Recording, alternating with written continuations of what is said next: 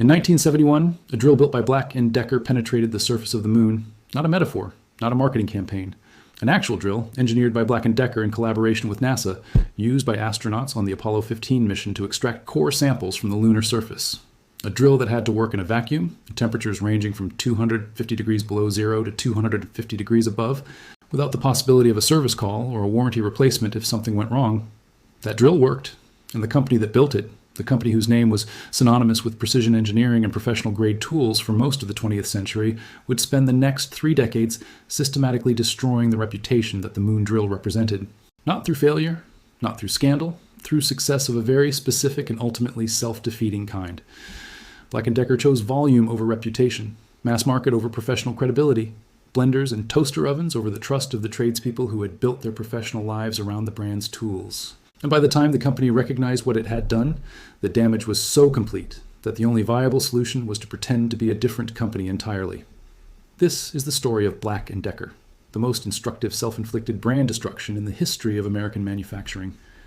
S. Duncan Black and Alonzo G. Decker met while working for the Roland Telegraph Company in Baltimore in the early 20th century. They were not entrepreneurs looking for a business opportunity. They were engineers who understood machines and who saw a specific problem worth solving. In 1910, they rented a small machine shop in Baltimore with $600 of capital between them and set out to build better tools. The power tool industry they entered in 1910 was not what we would recognize today. Electric tools existed, but were industrial machines, large, heavy, stationary devices that required significant infrastructure to operate and that could not be brought to the work. The craftsman still went to the machine rather than the machine going to the craftsman. Black & Decker's first major innovation addressed this fundamental limitation. The universal motor they developed was a smaller, more efficient electrical motor capable of being incorporated into handheld tools without making those tools too heavy to use effectively. The universal motor ran on both alternating and direct current, which mattered in an era when electrical supply was not standardized, and it delivered sufficient power in a sufficiently compact package to make genuinely portable electric tools practical rather than theoretical. But the motor was only half of the innovation. The form factor was the other half. The pistol grip and trigger switch design that Black & Decker incorporated into their 1917 portable drill patent was borrowed from an unlikely source. The Colt model 1911 .45 caliber automatic pistol, which had been adopted by the American military in that same year, had a grip geometry and trigger mechanism that fit naturally in the human hand and allowed instinctive, precise control. Black & Decker looked at that grip geometry and recognized that it solved a problem for power tools that the tool industry had not yet adequately addressed. How do you hold a handheld tool with enough control to work precisely, while maintaining enough comfort to work for extended periods? The pistol grip answered that question. The angle of the grip relative to the tool body, the way the hand wraps around it, the position of the trigger where the index finger naturally rests, all of it translated from a firearm designed for instinctive accurate use to a tool designed for controlled, precise use. That design became the template for essentially every handheld power drill manufactured in the subsequent century. Pick up a drill today from any manufacturer in any price range, and the fundamental ergonomic architecture you hold in your hand traces its lineage directly to Black & Decker's 1917 patent. The company that emerged from these foundational innovations was built on a specific identity. Black & Decker made professional tools for serious users, tools that solved real problems for the tradespeople and industrial workers who depended on them. That identity would take decades to build and less than 2 decades to destroy. The war years and the professional ascendancy. The First World War created demand for industrial production at scales that the American economy had never previously experienced. Factories needed tools. Armaments manufacturing needed equipment. The industrial mobilization of American productive capacity created enormous demand for the kind of portable electric tools that Black & Decker produced. The company grew with that demand, expanding its manufacturing capacity and its product range while maintaining the engineering culture that Black & Decker themselves had established. The professional market, tradespeople, industrial workers, and the military and government contractors who equipped them was the company's core customer and its primary engineering reference point. The Second World War repeated and amplified the pattern. American industrial mobilization on an even larger scale, unprecedented demand for manufacturing equipment, and a company with the established reputation and manufacturing capability to meet that demand at volume. The post-war period brought a different kind of opportunity. The American middle class that emerged from the post-war economic boom created a consumer market for tools that had not previously existed at significant scale.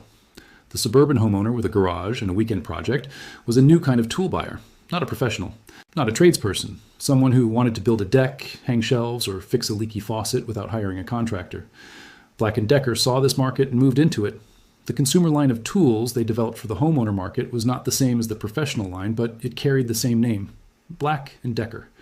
The brand that professionals trusted became the brand that homeowners bought for weekend projects. In the short term, this expansion was successful by every commercial metric. Revenue grew, distribution expanded. The Black & Decker name became ubiquitous in American hardware stores and eventually in mass market retail. The brand's awareness numbers were extraordinary. Almost every American household with any tools in it had Black & Decker tools. The seeds of the long-term problem were invisible in the short-term success. The Dustbuster and the Death of Professional Credibility, 1979. Black & Decker introduced the Dustbuster. The Dustbuster was a handheld cordless vacuum cleaner, a small practical household device that addressed the real consumer need of cleaning up small messes quickly without dragging out a full vacuum cleaner. It worked well. It sold extraordinarily well. It became one of the most recognizable consumer products of its era. And it was the moment that Black & Decker began to die as a professional tool brand, though no one recognized it as such at the time. The Dustbuster was not a tool. It was a household appliance. It sat next to the kitchen counter. It cleaned up crumbs. It was the kind of product that tradespeople had in their homes because their wives had bought one, not because they needed it on a job site. When a professional carpenter, electrician, or plumber looked at the Black & Decker brand after the Dustbuster, they saw something they had not seen before. They saw a brand that made drills, and they saw a brand that made kitchen gadgets, and both things were true simultaneously. The consumer expansion continued. Black & Decker moved into toaster ovens, coffee makers, and a range of household products that bore the same brand name as the tools that professionals had spent their careers trusting. By the mid-1980s, the Black & Decker brand was one of the most broadly distributed consumer brands in America, present in kitchen cabinets and tool belts and everything in between. The professional community's response was not immediate rejection. It was gradual estrangement, the kind of quiet withdrawal that happens when something changes about a relationship without either party formally acknowledging it. Tradespeople began talking about Black & Decker differently. The tools had not necessarily gotten worse, though product decisions made to serve mass market price sensitivity did produce some quality compromises in the consumer line. But the professionals' relationship to the brand had changed. The brand no longer belonged to them. A tradesperson who spent their days doing serious professional work with their tools had an identity investment in what those tools said about them. Professional tools communicated serious professional identity. A brand that also made blenders communicated something different, not necessarily that the tools were bad, but that the brand's primary commitment was to the mass market consumer rather than to the professional user. Professionals began moving to other brands, Milwaukee, which maintained its focus on professional users without the consumer distraction. Makita, the Japanese manufacturer whose professional-grade tools entered the American market with a reputation uncontaminated by toaster ovens, S-Kill, or Porter Cable, any brand that communicated professional exclusivity rather than consumer ubiquity. The professional tool market that Black & Decker had helped define began to drift away from the company that had defined it. The NASA interlude, peak achievement. Against the grain of decline. The extraordinary irony of Black & Decker's story is that its highest technical achievement, the work that most clearly demonstrated what the company was capable of at its engineering peak, came during the same period that the brand was beginning its consumer expansion. The NASA collaboration that produced the Apollo lunar surface drill did not happen because Black & Decker was the biggest tool company or the most broadly distributed. It happened because NASA needed to solve an engineering problem that had no existing solution, and Black & Decker had the engineering culture and technical capability to attempt it. The problem was specific and daunting. Astronauts on the lunar surface needed to extract core samples from the lunar regolith, the layer of fine material covering the moon's surface, at depth sufficient to provide scientifically meaningful geological information. This required drilling into the lunar surface with a tool that had to operate in conditions that no earthly engineering precedent could fully prepare for.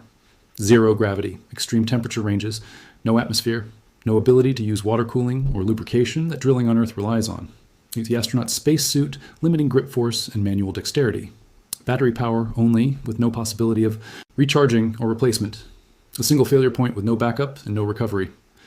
Black & Decker's engineers designed a rotary hammer drill system that operated on battery power and used percussion action to penetrate the compacted lunar regolith. The tool had to deliver sufficient rotational and percussive force to core into material whose properties were not fully understood before the missions, while consuming minimal battery power, operating in a vacuum, and remaining reliable across the mission duration without any possibility of maintenance or repair. The Apollo lunar surface drill flew on Apollo 15, 16, and 17. It worked. The scientific samples extracted using the drill provided geological information that contributed to the understanding of the moon's formation and history. The engineering achievement that made those samples possible represented Black & Decker's engineering culture at its absolute peak. But the moon missions were happening while the Dustbuster was being developed. The brand that drilled the moon was simultaneously designing cordless kitchen vacuums. The engineering department and the product marketing department were following different visions of what the company was. The engineering vision would eventually lose. The acquisition and the professional market problem. In 1989, Black & Decker acquired Emhart Corporation, a major diversified manufacturing conglomerate, in a transaction that significantly expanded the company's scale and product range while adding substantial debt. The Emhart acquisition included brands and businesses across multiple categories, reinforcing the company's trajectory toward broad consumer diversification rather than professional tool specialization. The professional tool market was observing all of this and reaching conclusions. By the early 1990s, the situation in the professional market had reached a point where Black & Decker's sales data made the problem unmistakable. The company was losing professional market share to competitors who had not made the consumer diversification choices that Black & Decker had. Milwaukee was growing. Makita was growing. The professional tool segment was healthy and growing. Black & Decker's share of it was declining. The company commissioned market research to understand what was happening. What they found was both clear and uncomfortable. The problem was not product quality. Black & Decker still made tools that performed well by objective technical measures. The problem was the brand. Professional tradespeople did not want to be seen with Black & Decker tools on a job site. The brand had become associated in the professional imagination with consumer-grade homeowner products. The toaster ovens and dustbusters and coffee makers had contaminated the professional perception of every product that carried the Black & Decker name. Tradespeople articulated the problem with characteristic directness. They did not want the same brand as their blender on their tool belt. The brand association was incompatible with professional identity, regardless of what the tools actually did. This presented Black & Decker's management with a genuine strategic problem. You cannot easily undo a brand association that has been built over years of consumer marketing and mass market expansion. You cannot run advertising campaigns that say this brand is actually for professionals, when the brand is simultaneously plastered on every kitchen appliance section in every Walmart in America. The Black & Decker name, applied to professional tools, would carry the consumer stigma regardless of what the tools themselves were capable of. The DeWalt solution, the Acura concept, and power tools. Honda faced a similar problem in the 1980s. The company had built a strong reputation for reliable, practical, affordable transportation. That reputation was genuine and deserved, but it was incompatible with a luxury automobile that Honda wanted to develop and sell. Luxury car buyers were not going to pay luxury prices for a Honda, regardless of how good the car was, because the Honda name communicated practical economy rather than premium aspiration. Honda's solution was Acura, a separate brand, positioned differently, carrying none of Honda's existing associations. Acura could be a luxury brand because it had no prior associations preventing it from being one. The cars were made by Honda, engineered to Honda's standards, but sold under a name. That allowed buyers to make a different kind of statement about what they were purchasing. Black & Decker applied the same logic to its professional tool problem. DeWalt had existed as an independent power tool company since the 1920s, founded by Raymond DeWalt, the inventor of the radial arm saw. Black & Decker had acquired DeWalt in 1960, and the brand had existed in relative obscurity within the Black & Decker portfolio for decades, used on some product lines without a coherent strategic identity. In 1992, Black & Decker made the decision that would define the next 30 years of professional tool marketing. They relaunched DeWalt as a dedicated professional tool brand, positioned explicitly for the tradesperson market, priced at professional levels, and colored in a distinctive yellow that would become one of the most recognizable identities in the professional tool industry. The tools under the DeWalt name were, in significant part, Black & Decker tools in yellow casings. Not all of them, and the product line developed substantially over time, but the initial DeWalt relaunch drew on Black & Decker's existing engineering and manufacturing infrastructure while hiding the parent company's identity under a different name. The professional market responded. DeWalt grew rapidly in the professional segment. Tradespeople who had been resistant to Black & Decker because of the consumer brand associations were willing to consider DeWalt because DeWalt carried none of those associations. The yellow tools appeared on job sites. Contractors bought them. Apprentices aspired to them. DeWalt developed exactly the professional credibility and brand loyalty that Black & Decker had lost. The Acura concept worked. A brand tainted by consumer associations could not recover those associations. But a new brand, launched cleanly into the professional market, could earn professional loyalty from scratch. The uncomfortable truth embedded in this success story is what it says about the parent brand. The DeWalt strategy worked precisely because Black & Decker was willing to acknowledge that its own name was a liability in the professional market. The company that had drilled the moon could not sell premium professional tools under its own name to the people who most needed to believe in the brand's technical credibility. The brand that the moon mission had represented the pinnacle of had been degraded to the point where its own engineers had to hide behind a different name to serve their core professional market. The 2010 merger of Stanley Works and Black & Decker to form Stanley. Black & Decker combined two of the oldest names in American tool manufacturing into a single corporation. The combined entity had the scale to compete globally, the portfolio breadth to serve multiple market segments, and the manufacturing and distribution infrastructure that size provides. But for the Black & Decker brand specifically, the merger's most visible consequence was consolidation into the lower price tier of the combined portfolio. The Stanley, Black & Decker brand hierarchy placed DeWalt at the professional tier, Stanley at the mid-tier, Black & Decker at the consumer and value tier. The company whose engineering had equipped the Apollo moon missions was now positioned as the budget option, the bottom shelf. This is not an accusation. It is a description of the market reality that the preceding decades had created. The professional market had been lost to DeWalt, which Black & Decker had launched precisely, because it could not compete in the professional market under its own name. The mid-range market was served by Stanley. What remained for Black & Decker was the consumer and value segment, which was exactly where the brand's decades of toaster ovens and household appliances had positioned it in consumer perception. The brand that was born in engineering ambition, that grew through the precision demands of professional users, that reached its technical zenith on the surface of the moon, had followed the path of its own decisions to the bottom shelf of the tool aisle, not through failure, through the specific success of chasing volume and consumer market share, at the expense of the professional identity that had made the brand worth anything in the first place. The business lesson. Black & Decker's trajectory from moon drill to budget shelf is a case study in brand equity destruction that business schools should teach, and to some extent do teach, but whose full implications the tool industry continues to rediscover periodically. Brand equity in professional categories is not the same thing as brand awareness. Black & Decker has extraordinary brand awareness. Almost every American recognizes the name. The brand has been present in American households for generations.